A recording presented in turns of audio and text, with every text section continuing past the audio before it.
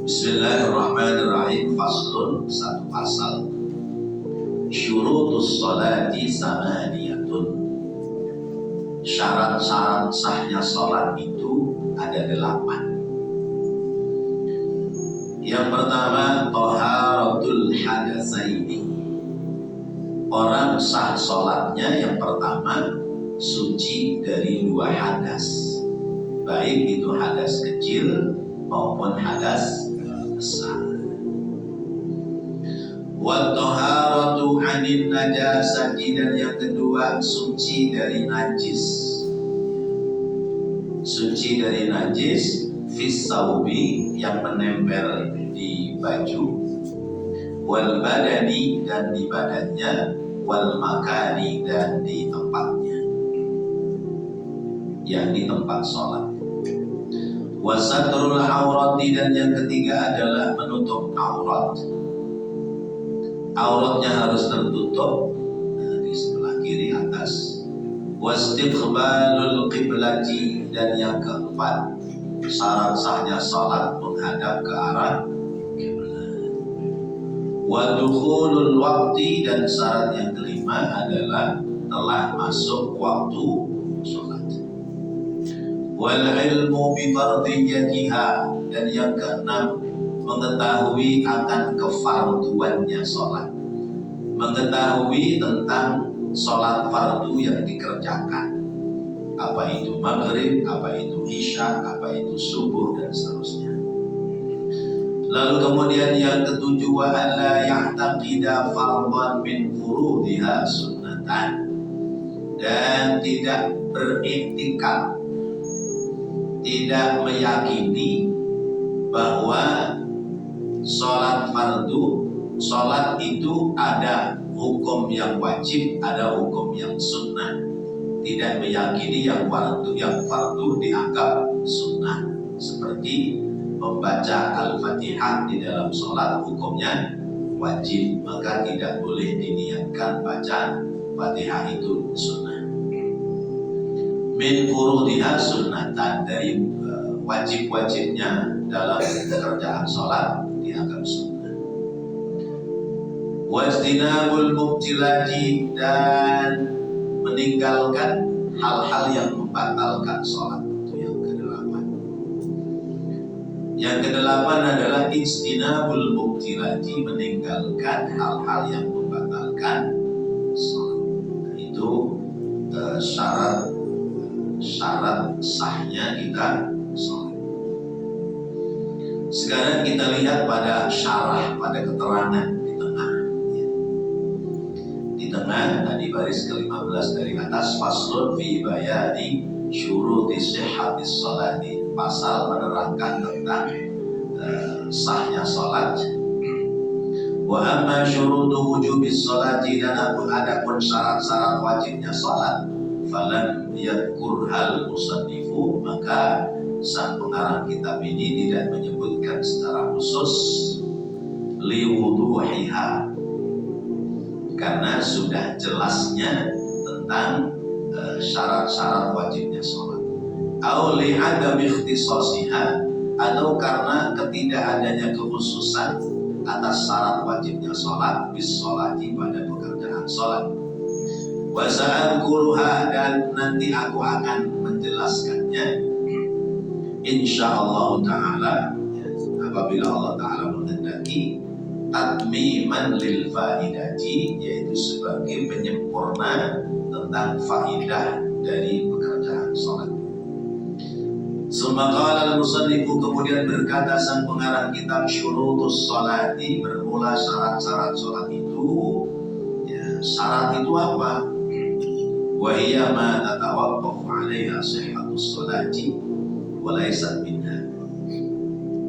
Wa hiya, dan syarat itu, ma apa-apa tatawaqqafu, yang membutuhkan 'alaiha, kepadanya, sihhatus sholati, akan sahnya sholat, wa laysat, dan tidak ada di dalam syarat minha, daripadanya. Jadi ada syarat, ada rukun. Ada syarat, ada rukun. Ada peraturan, ada tata tertib. Apa ya kalau di dalam sifatnya umum, dalam hal yang sifatnya umum, persyaratan dan tata tertib. Syarat adalah pekerjaan yang harus dipenuhi sebelum yang dilakukan itu dikerjakan. Itu syarat. Sesuatu yang harus dipenuhi sebelum dia melaksanakan pekerjaan, itu namanya syarat. Adapun rukun adalah sesuatu atau hal-hal yang harus dipenuhi di saat dia mengerjakan, itu namanya rukun. Contoh, ada penerimaan karyawan baru. Syaratnya umur tidak lebih dari 30 tahun. Kemudian berjenis kelamin laki-laki. Kemudian minimal ijazah adalah SMA. Terus kemudian tinggi badan 130 cm minimal, misalnya gitu. Nah, ini namanya persyaratan yang harus dipenuhi sebelum dia menjadi karyawan. Nah, itu syarat. Kalau dia sudah masuk jadi karyawan, itu namanya tata tertib. Tata tertib itu rukun. Dia tes masuk jadi karyawan, maka dia diberikan ketentuan namanya tata tertib. Jam kerja masuk jam 8, pulang jam 5, misalnya gitu.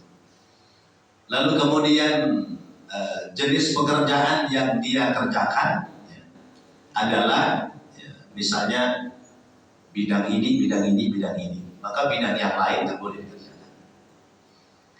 Kemudian harus berpakaian rapi, pakaiannya rapi. Kalau nggak rapi berarti dia tidak memenuhi kewajiban, tugas kewajiban.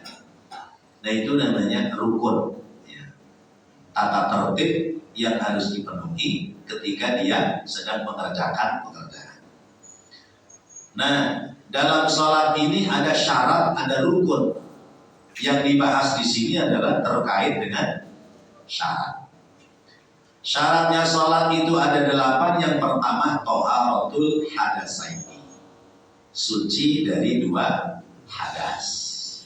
Berarti orang itu harus suci dari 2 hadas sebelum dia memulai sholat.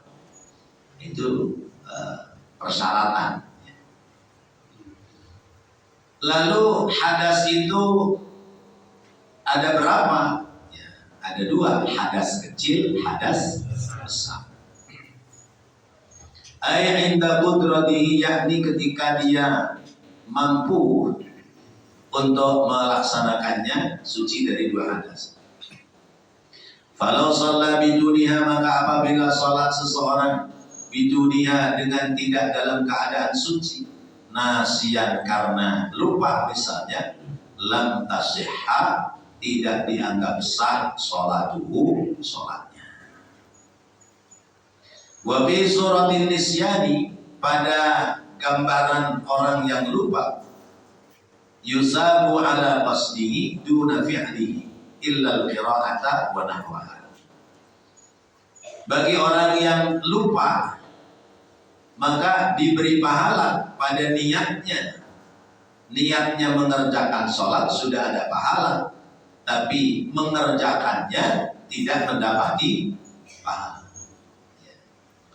Saya mau sholat, lupa belum wudu, sholatnya jadi sah atau tidak? Sah, tidak sah, tidak sah. Sekalipun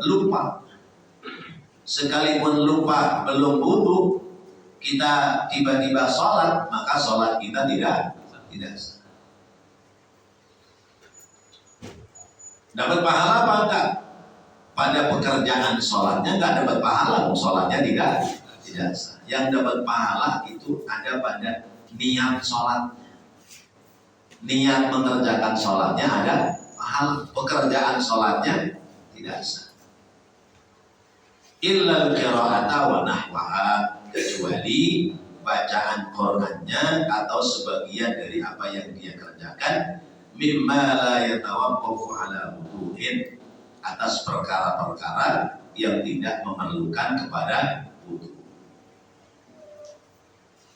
Fayusabu, maka diberikan pahala ala fi'lihi, atas mengerjakannya aidon juga.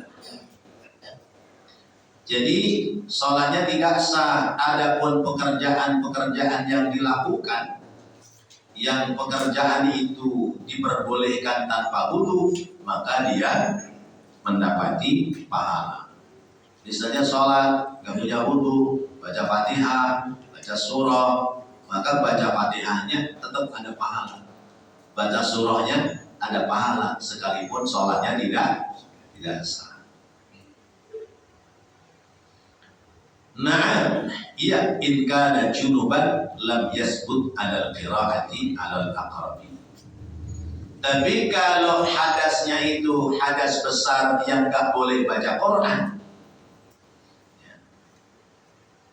dia punya hadas besar, lupa belum mandi hadas besar, dia sholat, maka pada bacaan Qurannya menjadi tidak berpahala.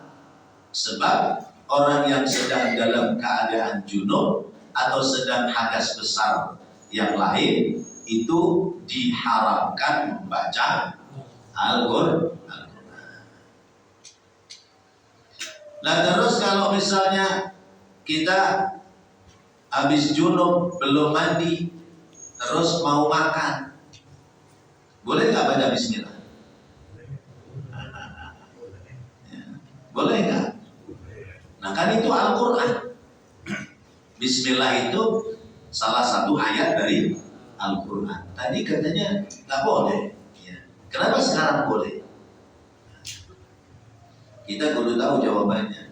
Boleh dia baca, tetapi biniyatin dzikri. Niat zikir, bukan niat baca Quran. Jadi kalau niat baca Quran nggak boleh, karena sedang dalam keadaan hadas. Ya seperti misalnya perempuan yang sedang haid. Perempuan sedang haid itu kan tidak diperbolehkan baca Al-Quran. Lah kalau guru ngaji perempuan dia sedang haid ngajar anak-anak ngaji baca Quran, boleh apa enggak? Boleh, sepanjang tidak pegang Al-Quran.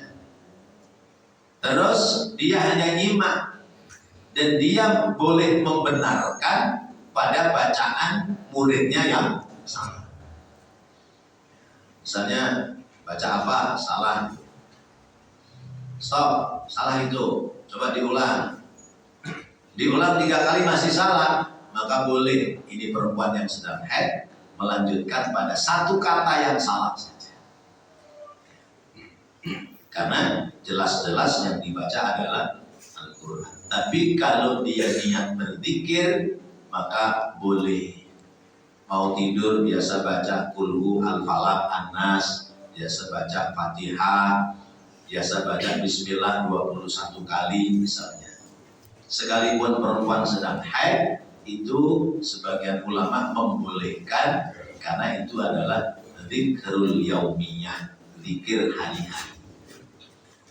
Boleh.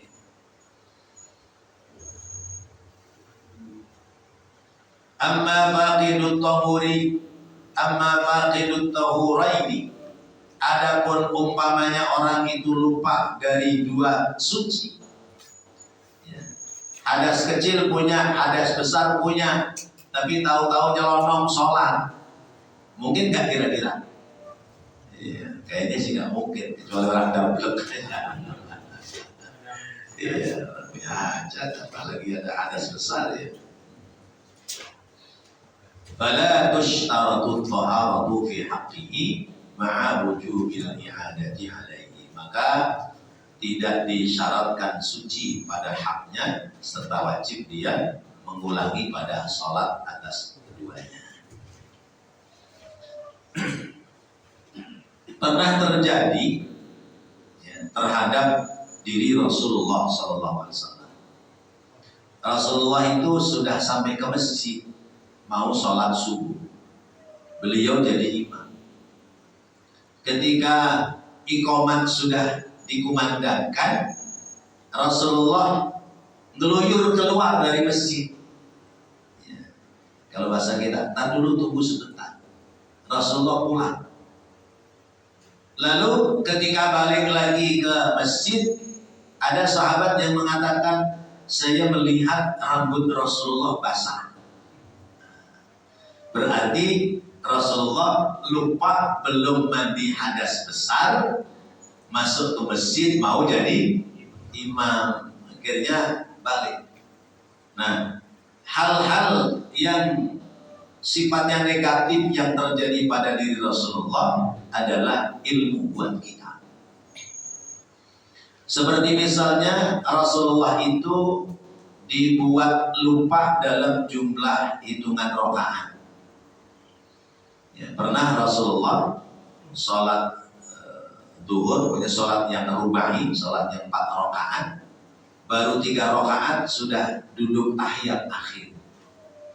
Ya, sebut sholat duhur. Baru 3 rakaat mestinya berdiri, rakaat keempat Rasulullah duduk tahiyat. Ya. Duduk tahiyat. Jamaah yang ngikutin aja karena imamnya adalah Rasul. Siapa yang berani koreksi Rasulullah? Mungkin dalam hatinya, mungkin Allah merubah kali jumlah rakaat sholat duhur, dapat wahyu. Begitu salam kanan salam kiri, orang-orang pada gerendeng. Ini Rasulullah lupa apa memang dapat perintah merubah jumlah rakaat sholat yang 4 rakaat ini. Rasulullah dengar. Rasulullah dengar omongan sahabat yang seperti itu. Akhirnya karena Rasulullah masih ada di tempat sholat, Rasulullah bangun rakaat ketiga, rakaat keempat, Allahu Akbar. Padahal sudah salah. Nerusin 1 rakaat, rukuk sujud sebagaimana mestinya, baca tahiyat lagi, tapi sebelum salam Rasulullah ngajak sujud lagi 2 kali. Namanya sujud sahwi. Nah ini kan ilmu. Kalau seandainya Rasulullah tidak dibuat lupa, kalau ada orang salah hitungan rakaat, bagaimana cara merubahnya?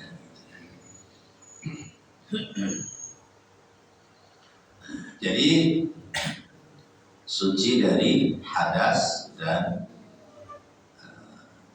suci dari hadas kecil dan hadas besar. Hadas kecil cukup ditambal dengan wudu. Kalau hadas besar harus ditambal dengan mandi. Kecuali tayamum dengan sebab tidak ada air. Kalau sebab tidak ada air, orang itu punya hadas besar, maka boleh diganti mandi hadas besarnya dengan tayamum. Tayamumnya tidak gabyuri debu ke badan. Tayamum hadas besar gabyuri ke badan tuh debu-debunya enggak. Ya tayamumnya kayak pengganti wudu sama. Wazani at-taharatu 'anil najasati. Yang kedua, syarat sahnya sholat adalah suci dari najis. Alladzi la yu'fa anha, yang najisnya tidak dimaafu. Najisnya najis yang tidak dimaafkan. Karena najis itu ada najis ma'fu, ada najis ghairu ma'fin. Ada najis yang ditoleransi, dimaafkan. Ada najis yang tidak ditoleransi, tidak dimaafkan. Pernah saya contohkan. Bapak taruh peci di cantelan, lalu nyamuk nemplok. Kemudian nyamuk itu nelek di situ. Ya. Biasanya kalau bendanya hitam tuh nanti kotoran nyamuk itu agak kuning-kuningan. Nah itu tai nyamuk yang ada di peci yang tidak nampak kasat mata, tai nyamuk najis apa enggak? Najis. Tapi ketika peci itu enggak dibersihin dulu, langsung dipakai buat sholat, itu sah sholatnya sekalipun ada najis, karena najisnya najis makfu. Atau misalnya bapak lagi sholat, ya, duduk iftirosh atau duduk tahiyat, di bawahnya ada semut kedudukan mati, ya. Berarti semut mati jadi bangkai, najis apa enggak itu bangkai semut? Bangkai semut najis apa enggak? Semua bangkai najis kecuali bangkai manusia, bangkai belalang, dan bangkai ikan. Berarti bangkai semut najis apa enggak? Najis. Tapi najisnya maafu. Najisnya dimaafkan karena najis kecil. Apalagi binatang yang dia tidak berdarah. Nyamuk mencelok di badan kita geplak, ya, mati, itu nyamuk najis apa enggak? Najis. Tapi kalau belum ada darahnya, najisnya makfu. Tapi kalau nyamuknya udah gemuk, begitu digeplak mencret darahnya kemana-mana, ya itu namanya najis ghairu makfi. Contohnya begitu. Kecoa nyemplung di ember, mati, najis apa enggak? Najis, tapi najisnya makfu. Kalau yang nyemplung tikus, ya, di ember mati, ya, 3 hari baru ketahuan, ya. Kan gitu. 3 hari baru ketahuan, ya. Atau ya hari itu juga ketahuan, ya. Belum ada rasa, bau, warna. Ya, tapi karena airnya cuma seember, sebab kecemplungan bangkai, maka air itu namanya air mutanajis, air yang terkena najis. Laler mati, ya, najis kan? Najis, tapi najisnya makfu. Ya, mana buktinya? Dalil hadis dari Rasulullah. Kata Rasulullah, apabila kamu punya gelas minuman, ya, di kecemplungan laler kemudian mati, maka jangan kau buang air minum. Ya. Ya. Belebekin dulu tuh nyamuk laler, celupin dulu, baru kemudian dibuang dan minum airnya. Berarti najisnya makfu. Kalau tegel, ya. Kalau tegel. Nah kopi, ya baru beli 5.000, baru diseruput seseruputan, tahu-tahu lalu nyemplung, gimana? Sayang ini, celupin dulu dan baru buang minum. Ya. Tapi kalau lalernya 5 ekor, ya kopinya tinggal nyemek masih mau dibuang juga, ya kebangetan. Itu contoh. Jadi suci dari najis allati la yu'fa'an. Kalau najisnya itu tidak dimakfu, ya tidak sah sholatnya. Lagi sholat, ketiban tai cecek, masih basah, nempel di pundak, ya, najis apa enggak? Najis makfu apa ghairu makfu? Ghairu makfu, enggak dimaaf. Karena apa? Najisnya bentuknya besar. Makanya pada disunatkan suruh pakai sorban. Takutnya kalau ada cecek yang sembrono, ya nelek itu disorban, sorbannya tinggal kantongin. Fisaubi, ya. Tadi najis itu nempel di baju, ay al-malbusi min kulli mahkulin lahu, yaitu pada pakaian yang pakaian itu mahmullah, ya, yang dipikulkan kepada orang yang memakainya. Wa illam yataharrak biharakatihi, sekalipun tidak bergerak-gerak ya, ya, dengan sebab gerak ya, orang yang sholat itu, wa mulaqin lidzalika, dan yang nempel najis itu pada badannya, maka menjadi najis. Ada kasus tikus nyemplung di minyak goreng. Minyak goreng itu lagi goreng kerupuk, tahu-tahu tikus nyemplung, jus mati dimakan di situ. Itu minyak gorengnya najis apa enggak? Tapi sayang dibuang ini 5 liter. Biarin lah, orang nggak pada tahu ini buat goreng kerupuk terus tuh, berarti dia dosa ya. Karena jual makanan yang tercampur dengan darah. Tapi kalau misalnya minyak gorengnya itu bentuknya minyak sawit, tahu minyak sawit?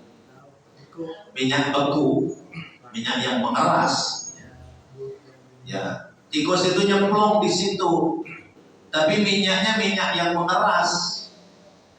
Itu najis semua apa sebagian? Sebagian. Yang ketiban tikus doang itu yang najis ya.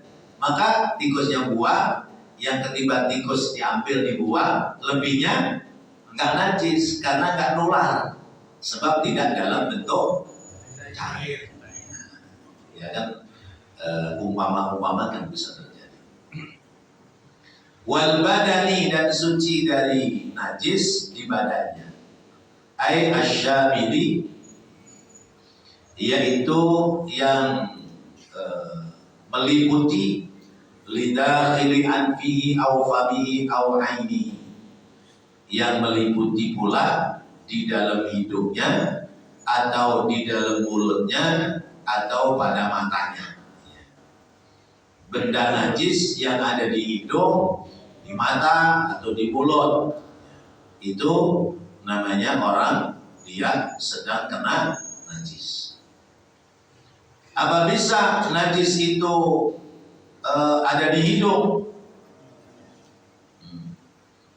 Lagi sholat, begitu nafas nyamuk masuk, masuk, mati itu nyamuk, najis gak dia?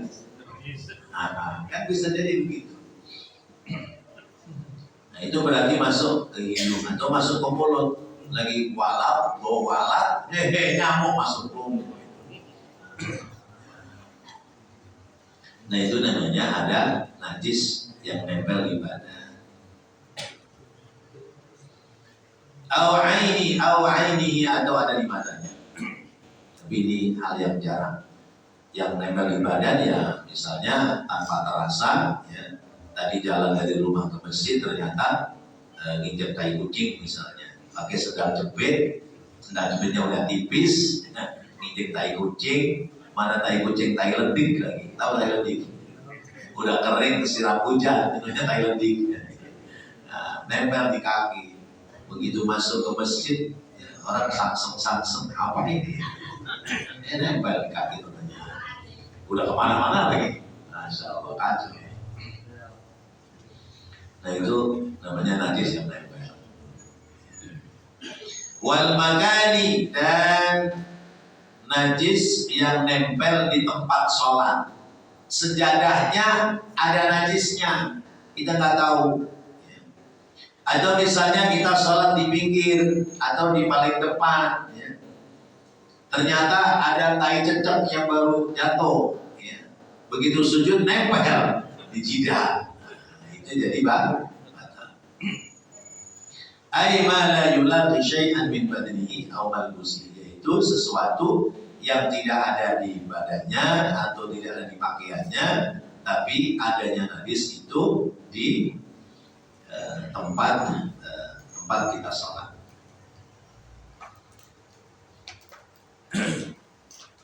Wa'lam, dan ketahuilah, annan najasata, bahwasanya najis itu ala arba'ati aqsamin.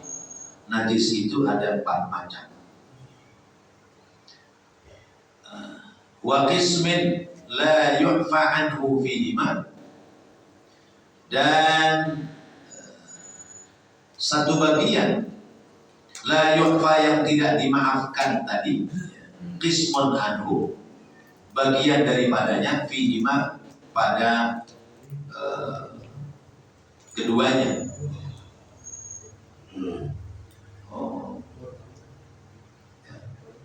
Qismun la yu'fa anhu bis-sawbi wal ma'i wa huwa ma'rufun. Bagian yang pertama adalah bagian yang tidak dimaafkan, yaitu bentuk najis yang nempel di pakaian atau di air, dan itu cukup dipahami. Wa qismun la yu'fa anhu fihima, dan satu bagian lagi yang tidak dimaafkan pada keduanya, wa huwa ma la yudrikuhu tarful muhtajilu, yaitu najis yang tidak dapat dilihat oleh penglihatan mata yang umum. Wa qismun yu'fa anhu bis-sawbi dunal ma'i wa huwa qalilud dam, dan bagian yang ketiga adalah najis yang dimaafkan yang menempel di pakaian selain tidak pada air, dan itu sedikit pada posisinya.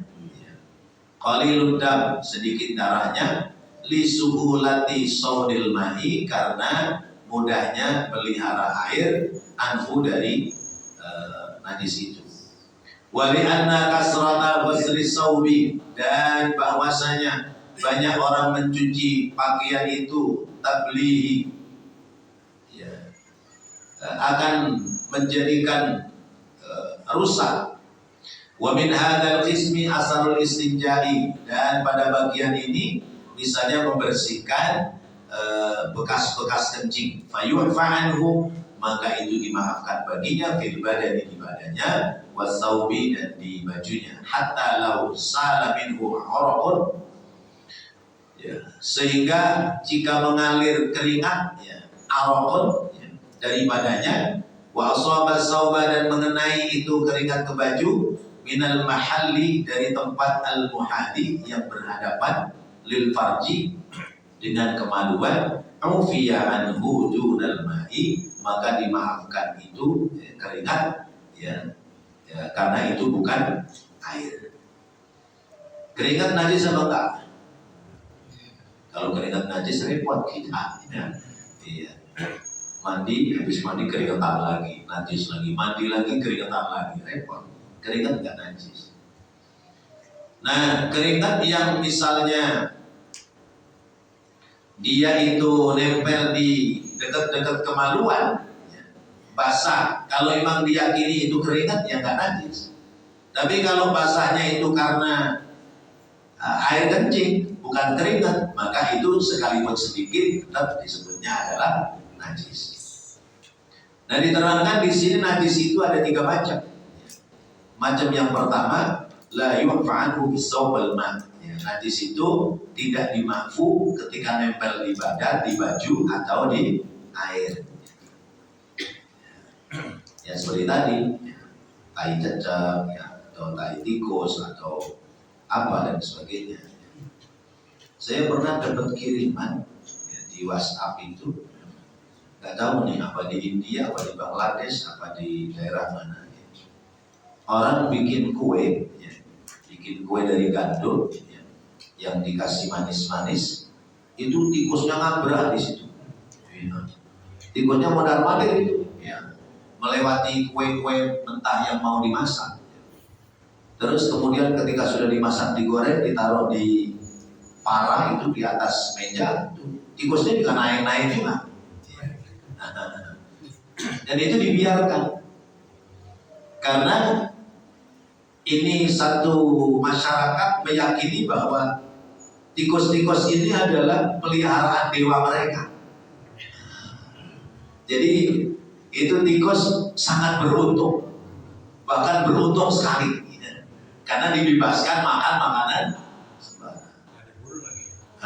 nggak diburu, dibiarkan. Jadi itu tikus bersahabat dengan tangan-tangan mereka, masya Allah. Tapi saya yakin bahwa ini bukan dari ajaran agama Islam, karena tikus itu termasuk samun qatilun, binatang yang membahayakan. Ada penyakit apa di tikus? Penyakit pes yang bisa membahayakan kita. Jadi ya tikus itu harus diberantas. Kemudian yang kedua, qismun yu'fa anhu bisawbi dunal ma'ruf, qismun la yu'fa anhu fi iman. Bagian yang kedua, najis yang tidak dimakfu karena dapat dilihat. Selama masih dapat dilihat itu tidak dimakfu. Tapi ketika bagian dari najis itu tidak dapat dilihat oleh mata telanjang, maka masuk pada kategori yang ketiga, qismun yu'fa anhu fi sawbi dunal ma'i. Ya seperti tadi misalnya kotoran nyamuk atau kotoran laler, ya, itu kan tetap aja najis. Baik bapak-bapak dan saudara-saudara, sampai di sini mungkin ada yang mau menambahkan, dipersilakan. Ya. Seandainya tai cecak ini jatuh ke bak air, namun bak airnya itu melebihi 2 bulan, Ya. apakah termasuk najis semua atau harus dikuras atau nanti dijelaskan? Baik. Air yang ada 2 kolah, air yang jumlah volumenya ada 2 kolah, 2 kolah itu kemarin berapa liter itu? 600. Ya, nanti saya cek kembali ya. Air yang ada 2 kolah, ada catatan di sini.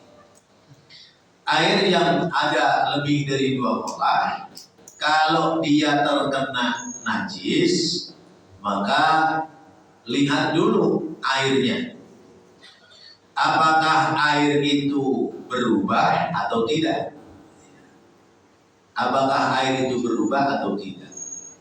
Kalau air itu berubah, maka itu seluruhnya menjadi mutanajis, ya, menjadi terkena najis. Misalnya air kecemplungan bangkai tikus, ya, airnya di kolam gede, kemudian berubah, ya, warnanya berubah, atau rasanya berubah, atau baunya berubah, maka air yang banyak itu menjadi najis. Tapi kalau air banyak itu ketiban najis tidak berubah warna, bau dan rasanya, maka air itu tetap dalam keadaan suci. Itu kalau airnya banyak. Tapi kalau airnya sedikit, mau berubah atau tidak berubah, maka air itu namanya air mutanajis, air yang terkena najis. Demikian. Baik. Ya, baik. Saya pernah bilang di Mekah ya, itu orang Mekah itu kalau batal wudhunya hanya ngambil dari air jam-jamnya di lumayan sana dengan gelas dan satu gelas itu buat boleh nggak orang wudhu pakai air zam-zam? Boleh. Ya. Boleh wudhu pakai air zam-zam. Tinggal kaifiyah kita berwudhu. Sebab kalau kita sudah ada di Mekah di dalam Masjidil Haram, kita batal wudhu kalau mau wudhu keluar dan jauh toiletnya. Ya. Kalau di Madinah masih mending, ya, karena setiap gate, setiap pintu masuk itu ada toilet bertingkat ke bawah, tingkatnya ke bawah. Nah, boleh nggak kita wudhu? Misalnya kan itu ada gentongnya itu, ya. Ada gentong, kita buka dikit buat kumur, ya. Kumurnya ya buangnya susah ditelan, ya. Air zam-zam, ya. Terus kita buka dikit buat basuh muka sekedar basah, ya.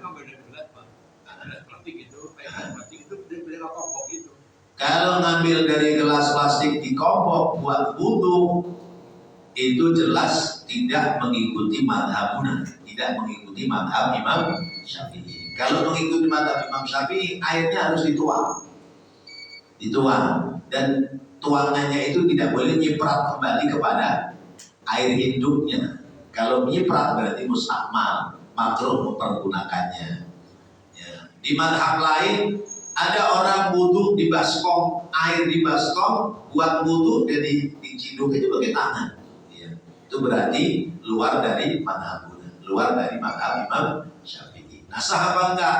Kalau madhab Imam Syafi'i wudhu yang begitu hukumnya tidak sah. Bagi imam yang lain ada yang mensahkan dan membolehkan.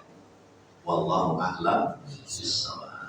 Mudah-mudahan apa yang kita bahas, kita pelajari menjadi ilmu yang bermanfaat. Amin ya rabbal alamin.